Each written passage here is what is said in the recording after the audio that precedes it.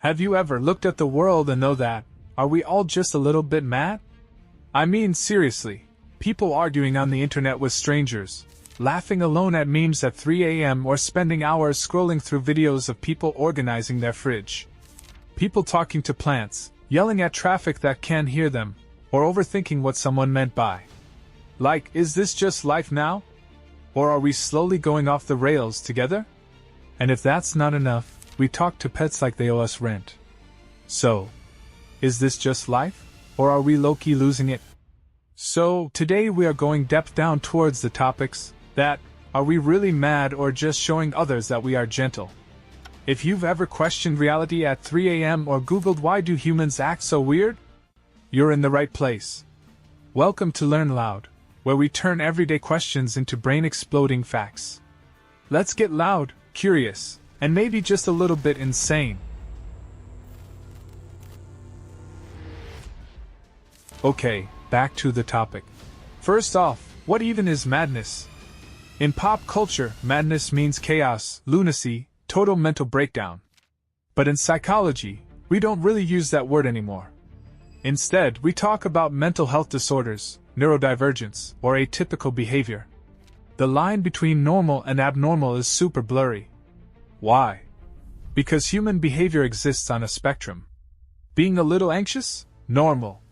Talking to yourself? Pretty common. Overthinking a conversation from 3 years ago while trying to sleep? Welcome to the club. In fact, according to the World Health Organization, 1 in 8 people globally live with a mental disorder.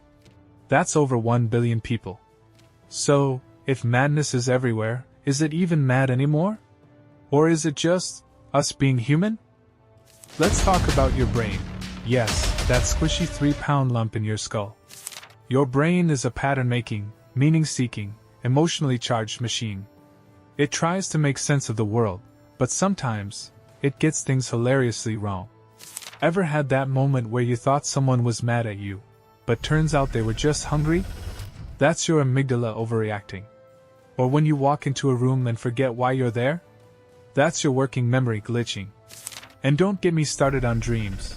Like, why did my brain last night make me fight a crocodile in my high school cafeteria? Our brains are wired with shortcuts, called heuristics, to help us make fast decisions. But those shortcuts sometimes lead to irrational, illogical, or downright weird behavior. And guess what? That's normal. In fact, some psychologists argue that sanity isn't the absence of weirdness, it's the ability to function with your weirdness intact.